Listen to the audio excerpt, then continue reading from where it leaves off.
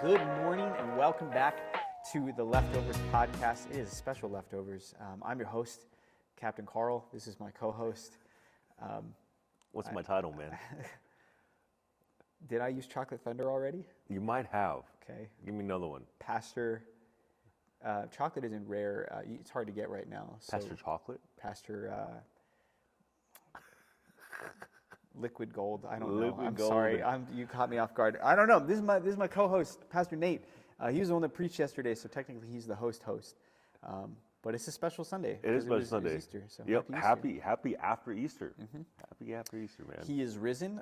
Like I said yesterday, both He's literally risen and indeed. figuratively, Yeah. because we had a ton of bread to give away. Oh my gosh. So, yeah. How did that go, by the way? it's Martin's potato bread. It's not even real bread. It's just It's manna. it's a drug. Yes, It's really good. It is so good. Yeah. That's what God reigned in the desert. Yeah, man. How was your Easter, Pastor Carl? Captain Carl. I'm so sorry. So I had a baby recently. Well, I didn't have the baby. My wife had the baby. And so that means that I'm not sleeping and she's not sleeping. And I don't, like, between the moments of tiredness, I don't know what's going on. So I think it was good. Judging from my daughter's reaction, Easter was good. She was satisfied. So I think that Easter was good. That's good, man. But for my physical condition, Right. it was miserable. Yeah. I want to sleep so bad. So right now, are we, is this a figment of your imagination, or are we actually doing this? I think we're in the Matrix. Yes. I have some theories that could prove that. Okay. But they would require I point you to some YouTube links, which you'll Nice. find in the description down below. Make sure you like and subscribe. And how about your Easter, man? It was good, man. Yeah. Just from here, went right to just helping with the family, helping with the kids. So shout out to my father-in-law, Pastor Joe. I was going to say Pastor Joe was at home, but he's not at home right now currently. Right now, he's still in the hospital, but he's doing good, though. So Yeah, it's true. He broke his leg yes. saving a elderly woman who had climbed a tree Yeah. and could not get down. While at the same time holding a cat in his left hand. that he left up in the tree. It's so crazy. Yeah. Yeah. I asked him the question. I said, Dad, just want to make sure you're good and sleep well through the night. Don't have to get up. Because hospitals, man, just uncomfortable. So uncomfortable. Got to call the nurse, you know what I mean, if you want to get out of bed. And I just asked him if he wanted me to stop by CVS to buy him something that he could depend on. But he said no. So we'll just see what happened. Don't need those when you have a catheter. That's right. That's a trademark line right there. Hey. One question before we get into this. Okay, One man. question. What is Okay. the adult equivalent to an Easter egg hunt? Looking for your car keys. Yes. Yes. I like that. Okay. I would agree. Do your children hide your things and you feel like you've lost your mind? Because you Yes. remembered where you put them. Yes. And then you find something very valuable. Somewhere random. Yes. Yes. In your child's bedroom. Okay. Yep. That is the adult equivalent to an Easter egg Yes. hunt. I Right on. one time was looking for my car keys, was late to work, and then the thought hit me. I was like, I wonder if this is when Sophie was little. Yeah. And I said, I wonder if Sophie hid it because sometimes she likes to play like surprises on me. Surprises. So what a I said- gentle way to say I prank. said, Sophie, do you know where Daddy's car keys are? And she goes, oh yeah, I hid them. And then like, bro, they were in like the cabinet, and then you had to pull out 2 pots, and then they were in a pot. One time I was like, Yeah. bro, And that's when you can't find the valet key it's either. so fun. that's It's so good. fun. I would never hide your keys from you, man. You should adopt me. Just a thought. All right, so, man, yesterday's sermon was all about who is Jesus. A pretty vital topic, given that it was Easter, and it felt different compared to most other sermons. You were already pretty teaching heavy, preaching style, but something was different. Can you tell me what that was? Yeah. This isn't a test. I'm asking for my own. Describe it to me. What was different about yesterday's I sermon? appreciate you asking that. So I didn't even realize how different it was until Alyssa was asking about it. And then she said, like, what are you teaching on? And I said, I think this is the direction I'm going. And I didn't mean to head this direction. It was just kind of just one of those things where as I'm studying and as I'm talking it out, it just kind of lends itself that way. But if I could sum it up, it would be that yesterday, Sunday was more of an apologetic type lesson. And then so apologetic is a defense for the faith. And so I don't think I dove too deep into that, but because of the evidences that I gave, referencing history, I think it lent itself towards that. And so, again, I didn't mean for it to go that way because normally I'm not one to do that on Sunday. I don't know if I've ever done anything apologetically on a Sunday morning like that. So it was Drop different. like little bits Yeah, yeah. into a sermon, but It it was had never been just an apologetic just there, message. right? Just there, yeah, exactly. So I think that's what it was. How do you think it felt? Apologetic. Yeah. That's probably the right word. Sometimes I think when people get into, I mean, we all know disciples of Jesus, I want to be really gentle, who are like, they lean so heavily into apologetics that their personality wouldn't necessarily bring someone to Christ, and they Sure. think the facts will. Yeah. And I'm sure that there are some people where like, maybe the facts will do that for you. But they lack that certain gentleness and kindness that's required from the gospel. Yeah. And so I appreciate what you had, you brought the apologetics in, but they were still human. They were still kind. Yeah. They were still necessary. And so, yeah, that was Yeah. very apologetic. I would agree with that. Yeah, I think when I look back and just the different apologetic type messages I've listened to and sat in on, I think one of the things that it did for me, which I hope it did for everybody else too listening, is I think that it made me, like, it encouraged me. Because I think a lot of times if you're not familiar with just a defense for the faith, sometimes you just believe in Jesus and you're like, all right, it's just by faith. Sure. But then whenever Yeah. you come across stuff like that, to me it encouraged me because I'm like, dude, like it's not just faith, but Yeah. there's actual archaeological evidence that support the fact that this guy named Jesus, lived. He was risen from the grave. And so I think it just strengthens my faith, which I hope it did for a lot of our believers out there. But then I hope that for a lot of people who don't know who Jesus is, that it challenged them in such a way that it made them want to seek out, is this really true? Right. So Yeah. just the beginning of curiosity. You brought up two historians Yeah. who documented Christ that were outside of Christendom. Yeah. What were their names? Remember their names? Publius Tacitus, Hey. which that's right. If he had a nickname, what do you think that would be? Oh man. Just thinking. Maybe Pooh Bear. That's good. Yeah. That's cleaner than What would you the say? one that I don't think that I should say now that Okay. you just gave a cleaner Yeah. version. And Josephus, which was a Jewish historian. Yeah. But, outside of those two, Yeah. there's more. Right. How many more? Oh, I don't even know how many more. I know that one that comes to the top of my mind is another guy named Tertullian. But then I think if even you go beyond those, I would Yeah. say just do your research, Yeah. and then you'll be able to find a lot of this documentation. What's really cool too, I remember something that really encouraged me is that I went to. You ever been to Noah's Ark? The one in is it Tennessee? I think it's Kentucky. Yeah. No, I have not. Out there, they also have a creation museum that goes along with that. But in the museum, this is really cool. I don't know if you guys have ever been, but if you don't, you got to go check it out. But when I went there, they had writings from the histories of other countries Yeah. in the Middle East. And they pulled out excerpts that compared them to other biblical stories. Yeah. So there was an excerpt from, I don't even know where it was, but again, countries in the Middle East that talked about a ruler who, when he was younger, had a coat of many colors. Wow. They talked about a ruler who had slain a giant, David. They talked about, and they were just crazy when they compared them to the Bible verses because it actually lined up. So not just the history that we can do here, but even in other countries, like it supports that. So I would encourage you that if you've never been, you got to go because it's really cool. History is not exempt.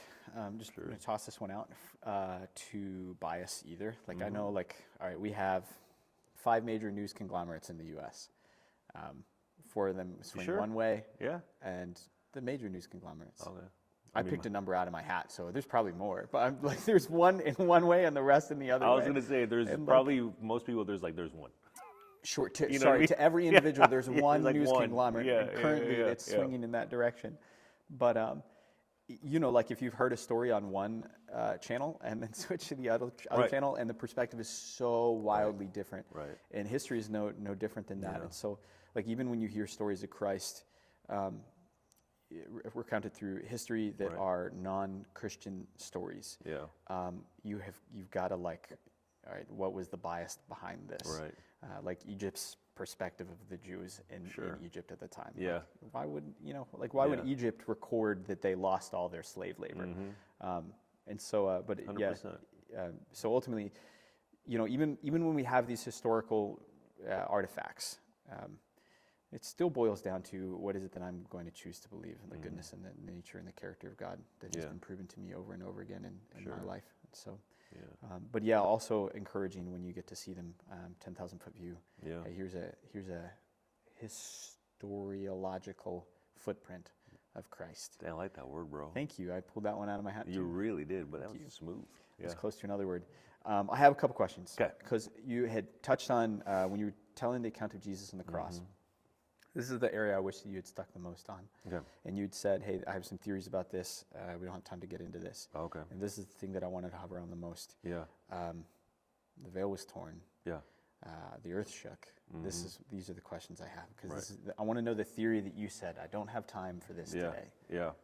So the main thing that I was pointing to was when it said that many dead people rose from the grave.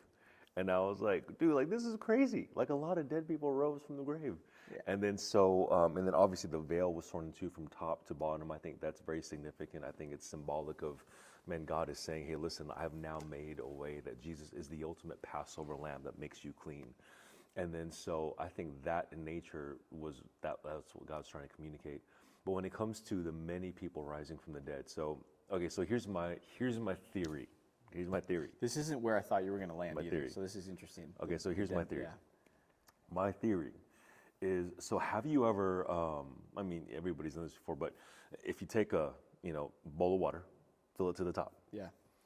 what happens when you plunge something into the water? Overflows. It overflows out of it, right? Okay. And then so this is my theory. So Luke 16 gives us this glimpse. Jesus gives us this glimpse as to what happens in the spiritual realm when somebody passes away. Yeah. And then so he says that what happens is that your spirit is taken to a place called, or at least what happened back then, is that your spirit is taken to a place called Sheol, or Yeah. the realm of departed souls. And in Luke 16, he gives the account of Lazarus and the rich man. And he says that there, when you go to the place of Sheol, that there are two places it divides into. One is a place of blessing called Abraham's bosom. Yeah. And then the other is a place of torment, which is where the rich man went. And then so there's a great divide in between them. Now, obviously, we know that what happened is that when Jesus died, I could have went this route too when preaching the sermon, is like when Jesus died, where did his spirit go? Because he was in the grave, Right. for 3 days. Yeah. And then so he went down. Ephesians 4 says that he who ascended first descended, and he led many captives. And so what Paul is saying to us is that when Jesus was crucified, his spirit went down to Sheol, and he didn't go down to the tormenting side, but he went down to the blessing side. Yeah. And the people, see what's happening there is that the people who died believing in the Lord, that's where they went. That's where they were awaiting final judgment. But because of Jesus Christ paying the ultimate price, not just for the people's sins then, Yeah. but for people's sins in future who would believe in him, and all who had died believing in him, they were stored, for lack of better words, they were there waiting. Sure. And so when Jesus died, he kind of paid that price, paid their debt. Yeah. So that way they wouldn't have to wait there anymore. So he descended into that righteous place. And my theory is that if you can imagine, right, being on the tormenting side, because Luke 16 tells us that the rich man was on the tormenting side and he could see everything happening on the blessing side. And he could see Abraham and he could see Lazarus. And so if you were that rich man, imagine seeing soul after soul come in, Yeah. but all of a sudden you see somebody coming down who's different than all the others. And I just got to believe that there is something just different and more powerful, more glorious about Jesus descending. Yeah. And so I believe that just like when you take that bowl of water and you plunge your hand into it, I believe that when Jesus came down to set those captives free, that he plunged into there and there was just an overflow Yeah. of, just these righteous souls. That's why if you go back to that passage in Matthew chapter 27, it says that it was the righteous people who had died that came back. Not just people who died, Right. but it says the righteous people who had died. Yeah. Because that's the side that Jesus went into when he went down into Sheol to lead those captives free. And then so that's my theory about that, is when Jesus went down, it was just this poof, and then just a little bit of an overflow. And honestly, like, I would have loved to have been there during that time, because I would have asked them, like, what's going on? Right. You know what I mean? Like, how was it like being on the other side? Sure. And so it was just really interesting that happened. So that's just my theory behind it, and without going too deep into Luke chapter 16 when Jesus talks about that. Yeah. But yeah, man, I don't know. What do you think? That crazy? Yeah, I think of the three things that mentioned happened, Yeah. that was not the one I anticipated you answering. So I appreciate it, because I also hadn't thought of what was the purpose of them raising from the dead. So, Yeah. yeah, I could absolutely see that. And also, that was one of those passages that, like when you're reading the Bible, It's kind of. yeah, Yes. it's just like, all right, Yeah, Jesus yeah, came down. yeah. I had assumed it was here. He Right. came down here and led captives on high. And so, Yeah. so that's wild, and I appreciate that. Can you Yeah. tell me about the other two? Yeah. The veil tearing and the earth Yeah. shaking? So mentioned that earlier about the veil is I think that was just symbolic of the Lord, because the veil back then basically separated the most holy place in the temple. Yeah. That in order for you to pass through there, that you had to be a priest who was cleansed, right? That you had to go through a purity cleansing ceremony in order for you to go back there behind the veil. And so now that Jesus gave up his life, it was almost as if Jesus' words were true, that when he said, "It is finished," Yeah. that he paid the ultimate price Sure. to justify us, Yeah. to make us pure, that he is the cleansing, right, for all of us. And what's really cool about that too is a couple of things, is that right was only reserved for the high priest. Right. But now, because Everyone. Jesus lives inside of us, everyone now, we have received that priesthood. Yeah. In fact, another passage that really, something that I've been not wrestling with, but something I've been pondering is in Ephesians chapter 1, at the end of Ephesians chapter 1, and this relates to this, it says that Jesus is now seated in the heavenly realms. Yeah, you brought Right? this up in staff Yeah, the other day. yeah, I've talking been about it thinking with about you this a guys. lot too. Yeah. Jesus has been seated in the heavenly realms, and then below him is all rulership, authority, power, and dominion. So Ephesians chapter 1. Ephesians chapter 2 says that we have been seated with Christ. Yeah. Present tense. Present tense. Well, tense. also past tense. Like, it's already been done. It's Yeah. already declared. It's not we're going to be seated when we die. No, it's we've already been seated there. Yeah. So as soon as we step foot into, relationship with Jesus, when we surrender our hearts to him, we're cleansed, but we're also seated at the right hand of Jesus. And so that means that all rulership, authority, power, and dominion that Jesus has, Right. that we have a right to as well. Wow. So we are a royal priesthood. And then so when God tore that veil down, he's like, hey, listen, there's no more distinction. Like, it's now open to all. Right. But we also walk in that authority that Jesus has. And anyway, so yeah, and then that's one of the things I think that's resting in my mind. I don't know if it's going to be a future sermon series. I hope so. But just about renewing our minds and what does it mean to walk in the rulership, authority, power, and dominion that Jesus did. I think we leave a lot. We leave a lot on the spiritual table when we approach God. Like, by all means, fear the Lord. Yeah. But when we approach him with this false sense of humility and this timidity that is not becoming of disciples of Jesus, because he even 100%. instructs us, come boldly before the throne. Right. And there's so many things that he would have for us Yeah. if we would only ask. Yeah. There's so many things I want to do for my kid. Yeah. You just got to ask. Right. Yeah. I'm not going to force that on Millie, and the Lord's not going to force those things on us. But there is something about recognizing your position in relation to the Lord. Yeah. He wants you to step into those things in order for him to be glorified in your life. And so, yeah, absolutely. Yeah, I'd have 100%. 2 more questions for you Okay. before we move on. We didn't touch this in the sermon. Okay. We didn't touch this in the notes. Jesus says, my God, why have you forsaken me? Yeah.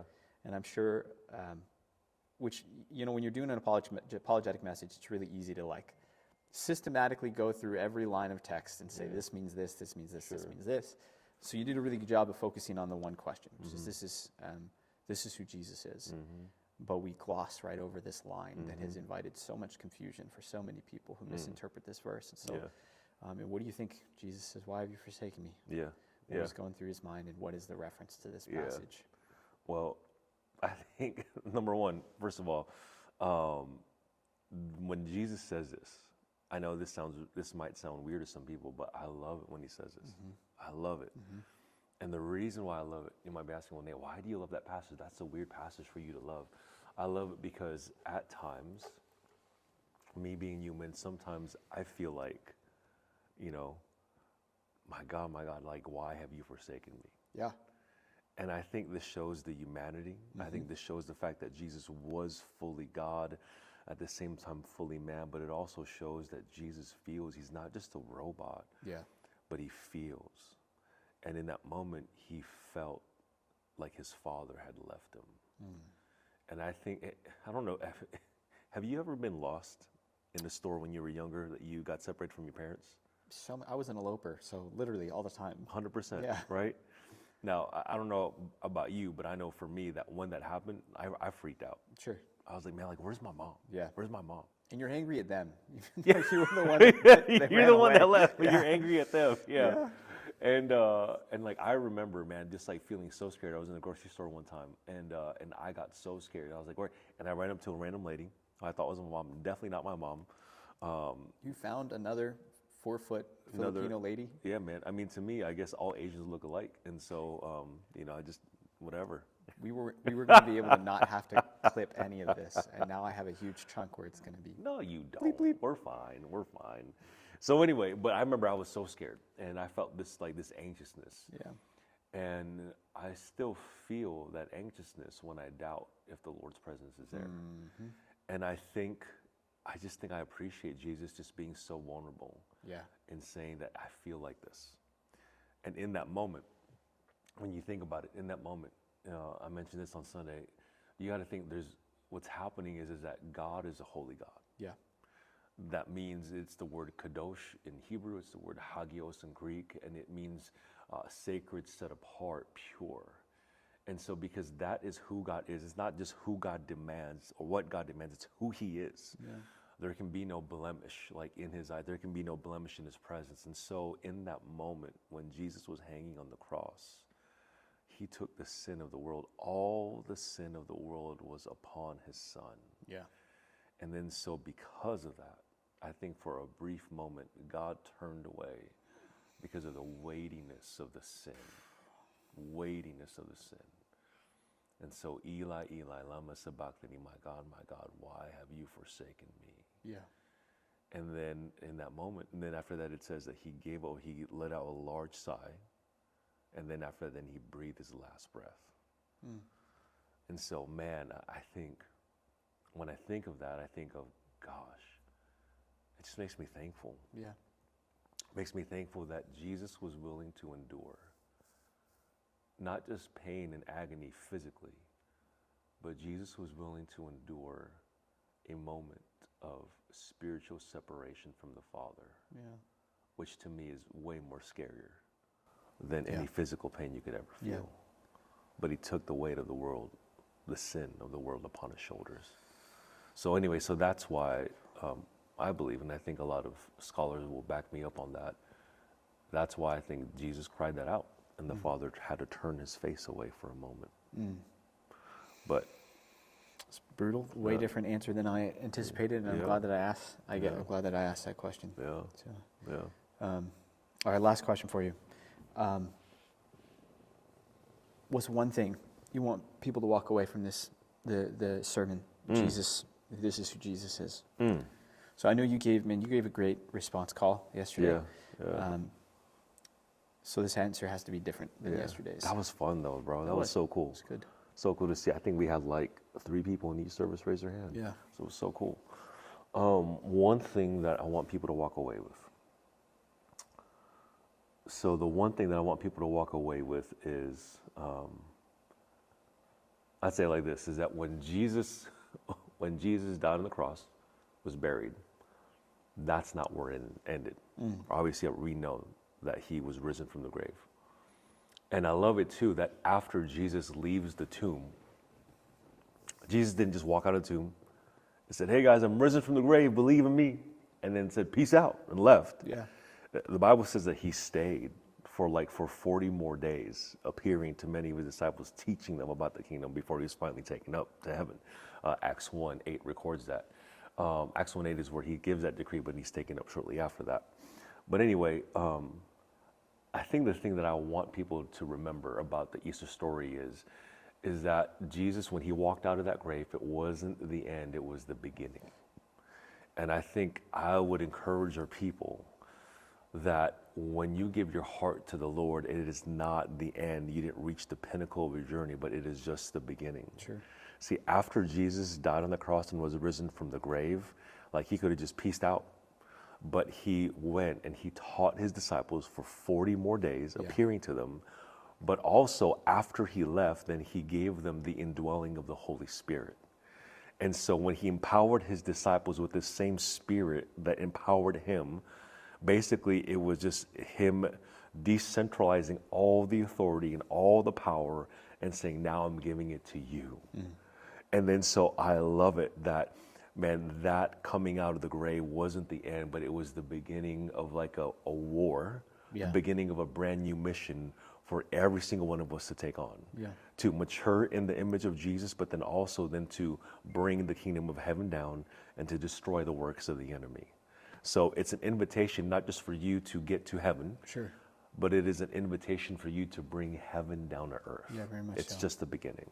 So I think that's one of the challenges that I would leave us as we look at the Easter story.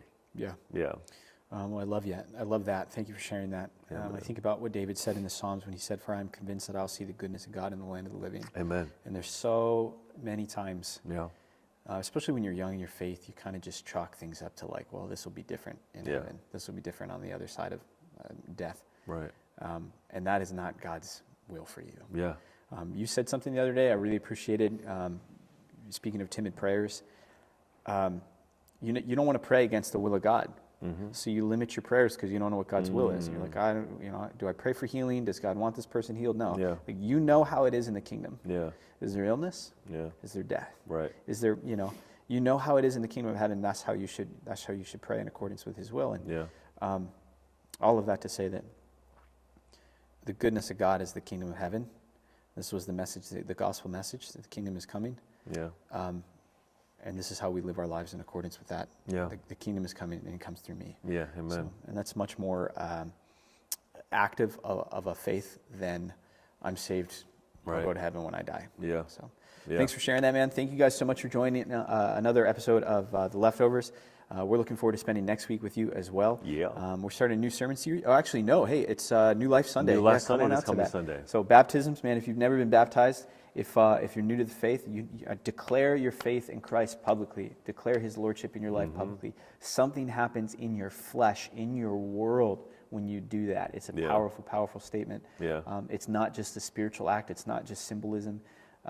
Something breaks in the real world. Yeah. So, man, if you have not been baptized, I cannot suggest it enough. Do that. And then also, They're doing child dedications and also Dedicate your just babies. receiving new members. But Yes.